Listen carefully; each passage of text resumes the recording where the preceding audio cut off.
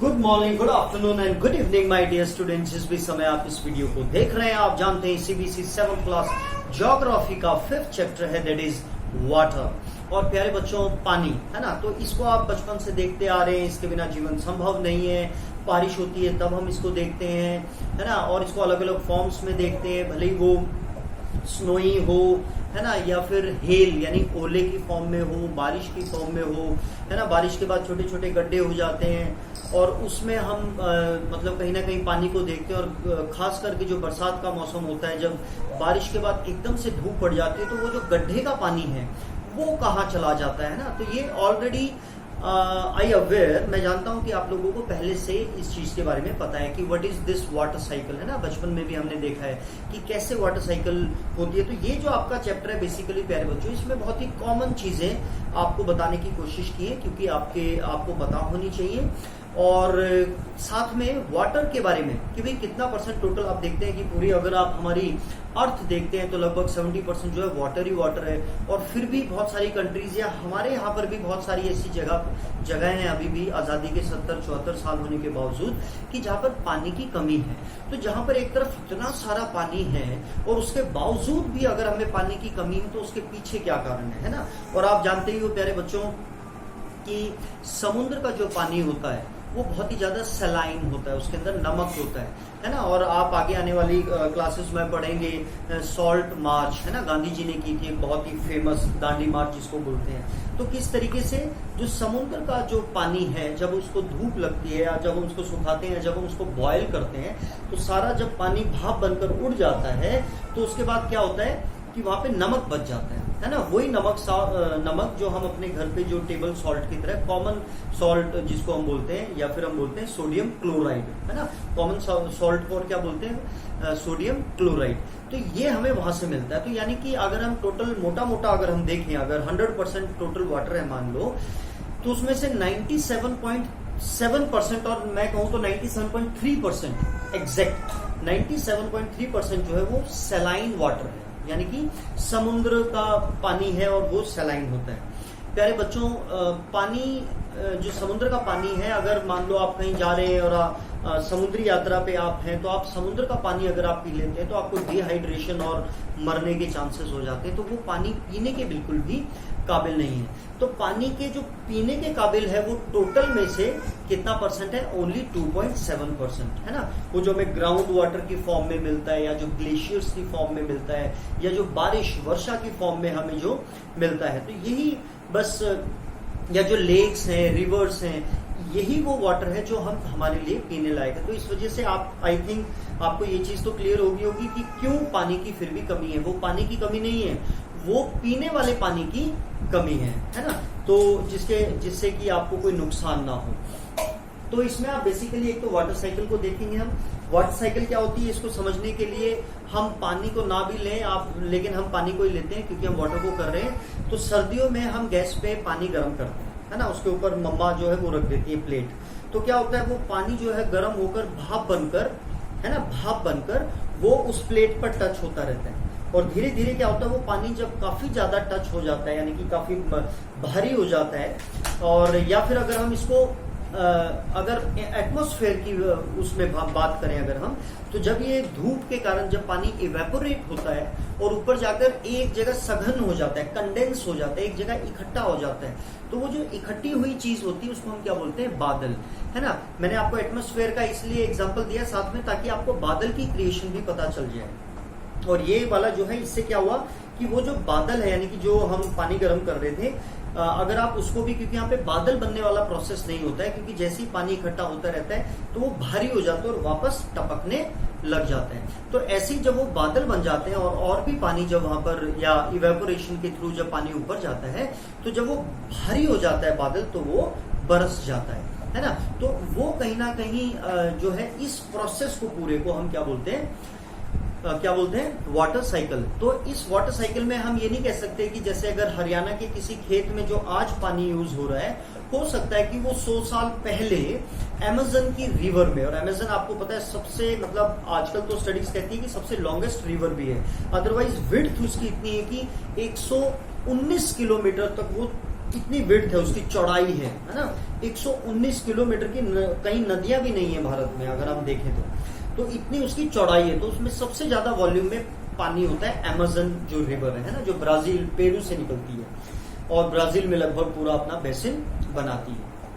तो प्यारे बच्चों, यानी कि कहीं ना कहीं जो वाटर है वो एक जगह कांस्टेंट नहीं रह सकता है, या तो वो भाप की वे में उड़ जाता है, या फिर जैसे हम समुद्र में लहरें देखते हैं, टाइड्स देखते हैं ना, वेव्स देखते हैं, या ओशन करंट्स देखते हैं, तो एक जगह स्टेबल नहीं रहता है।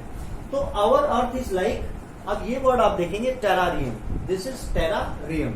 अब टेरारियम क्या है ये आपकी बुक में भी बताने की कोशिश की है, पहले मैं इसी को ही आपको थोड़ा एक्सप्लेन कर देता हूँ और इसी को हम पढ़ते हैं, फिर हम देखते हैं आपकी बुक क्या कहती है। इस पूरे चैप्टर को हम कोशिश करेंगे कि 2 ही वीडियो में ये आपकी कवर अप हो जाए। वैसे एक में भी हो सकती थी, लेकिन वो काफी लंबा और उबाऊ हो जाता शायद, इसलिए मैंने इसको 2 पार्ट्स में डिवाइड किया है। तो जो टेरारियम है वो क्या है प्यारे बच्चों, वो यही चीज दिखाने की कोशिश कर रहे हैं। इसको हम घर पे भी बना सकते हैं। एक बड़ा सा जार लें जो ग्लास का हो, बना हो, है ना, उसके अंदर हम मिट्टी डाल के आधी, और उसके ऊपर हम पेड़ पौधे लगा दें, प्लांटेशन कर दें, राइट, फिर थोड़ा पानी डाल दें, तो उसके बाद क्या होगा, फिर हम उसको बंद कर दें, तो क्या है कि वही चीज ऊपर जाकर पानी कंडेंस होकर फिर नीचे आके, मतलब वही कहीं ना कहीं रहेगा।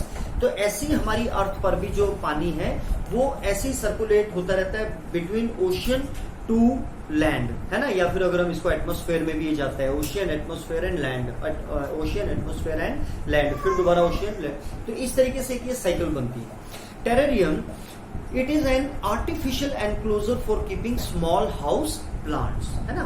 तो ये छोटा वो उसका रूप है, जैसे हम ग्लोब देखते हैं जो पूरी अर्थ का है, तो वैसे ही जो ये चीज है दैट इज टेरारियम, ये भी एक छोटा ही उसका रूप है।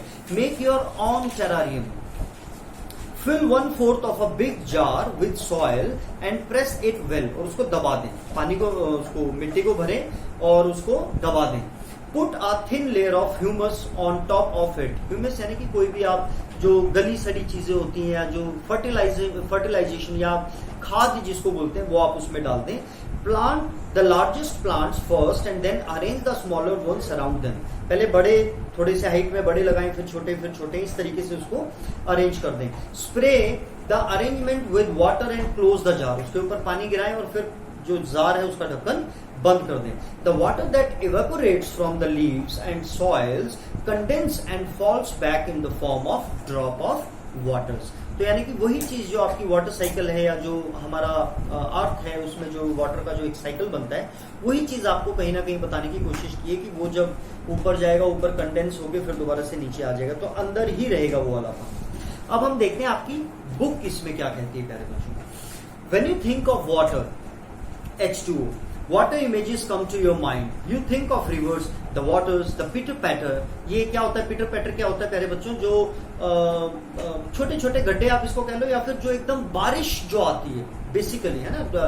इंग्लिश के हिसाब से मतलब सेंटेंस के हिसाब से चेंज होता है, लेकिन इसका एग्जैक्ट मीनिंग और जो आपके यहाँ पर सेंस बोल रही है, दैट इज आप कभी कभी देखते हैं ना, एकदम बारिश आती है, धड़ धड़ धड़ धड़ धड़, तो या तो हम वो देखते हैं, है ना, of rain drops, water in your taps, जो अब हम टैप ओपन करते हैं तो पानी। Children love to float paper boats in rain puddles, puddles क्या होते हैं, छोटे छोटे जो गड्ढे बन जाते हैं, जहां गड्ढों में पानी जब भर जाता है, छोटे तालाब जब बन जाते हैं ना, छोटे छोटे बिल्कुल, जिसमें हम बचपन में, मैंने भी की हुई है बोटिंग, है ना, अपनी खुद आर्टिफिशियल बनाकर।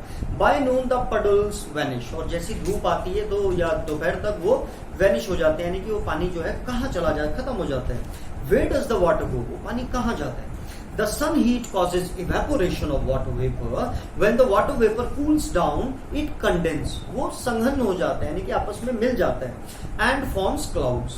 From there, it may fall on the land or sea in the form of rain. वहां से वो या तो लैंड पे गिर सकता है या ओशंस पे गिर सकता है। किस किस फॉर्म में, या तो रेन की फॉर्म में, स्नो की फॉर्म में, स्लीट। स्लीट क्या होता है, बारिश के साथ में जब ओले पड़ते हैं ना, तो उस चीज को आप कह सकते हैं स्लीट।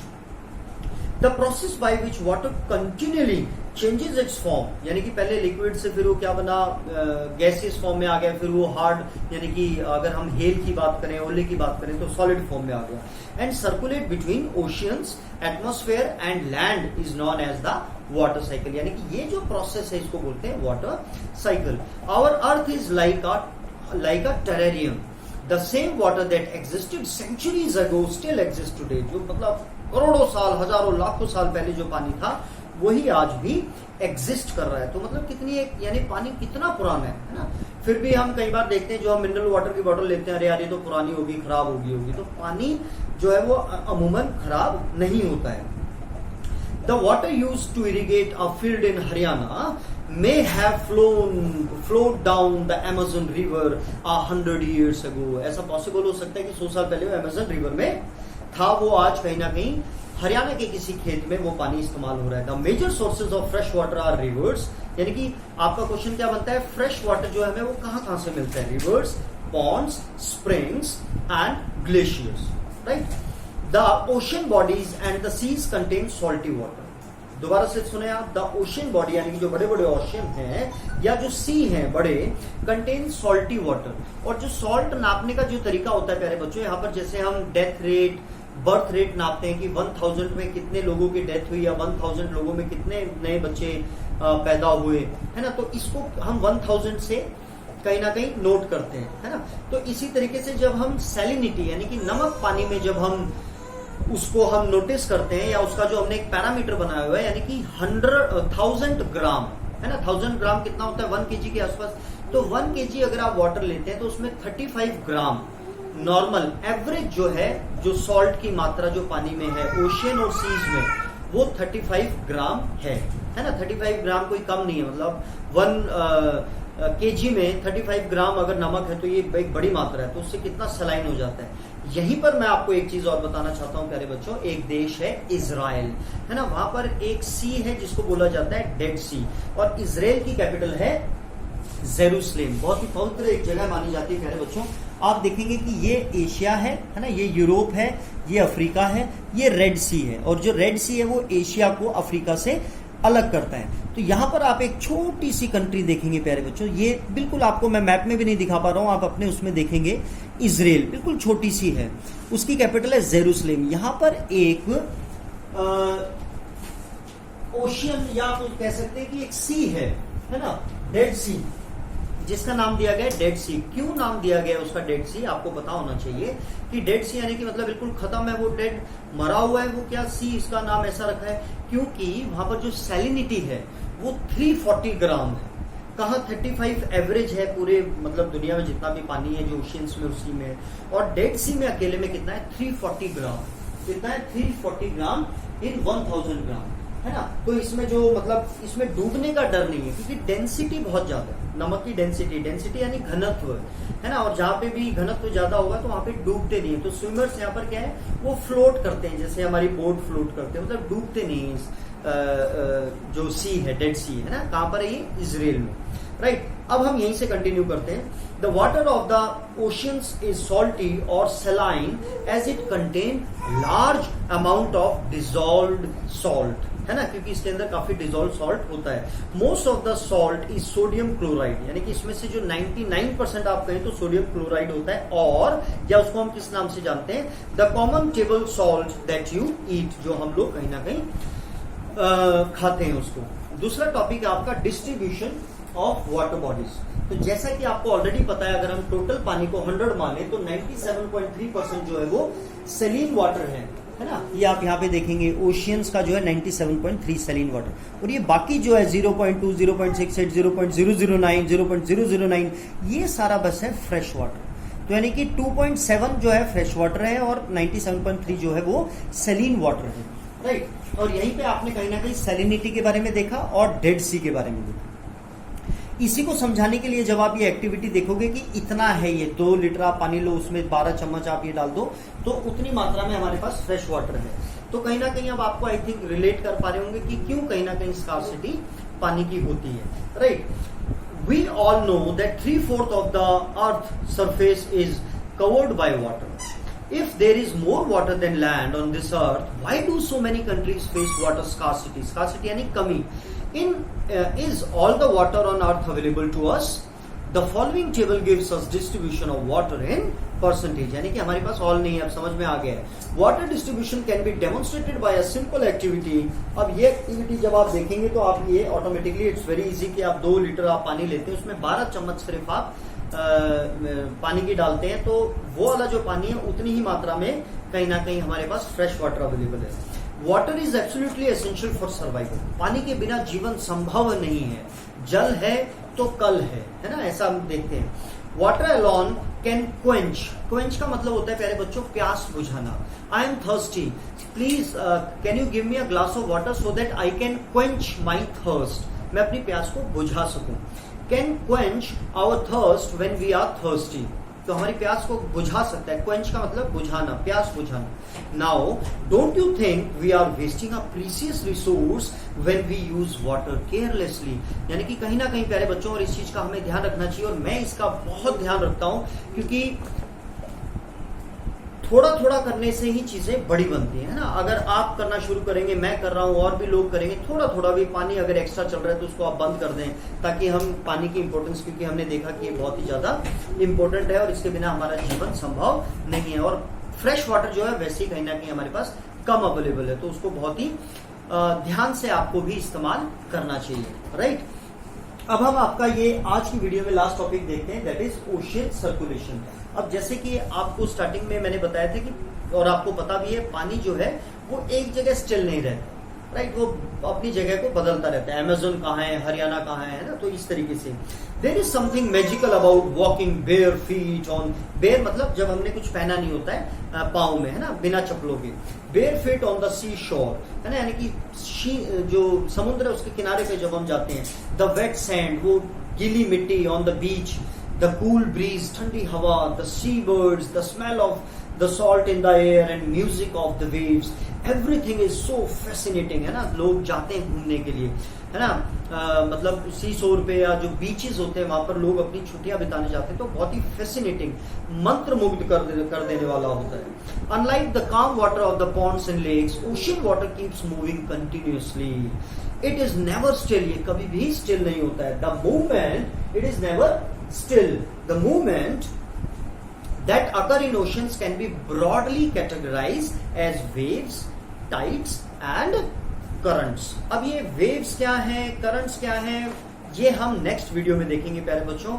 और आपको पता है सुनामी आई थी 26 दिसंबर 2004, उस समय मेरी RD Republic day camp NCC के लिए मैं चंडीगढ़ में था। उस समय मेरी वहां पर हमारी ट्रेनिंग चल रही थी पंजाब डायरेक्टरेट की, तो वहां पर ये न्यूज आई थी प्यारे बच्चों। तो उस समय I was not that much aware कि सुनामी क्या है। सुनामी जो है प्यारे बच्चों, वो जैपनीज भाषा में सुनामी को हार्बर बोलते हैं, और हार्बर क्या होता है, जो पोर्ट्स होते हैं जहां पर बड़े बड़े शिप्स आकर रुकते हैं ना, उसको बोलते हैं हार्बर।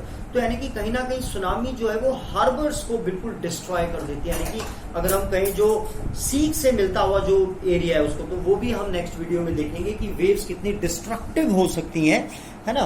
तो वाटर के बारे में this is all about your first part of the video. God bless you all, love you all.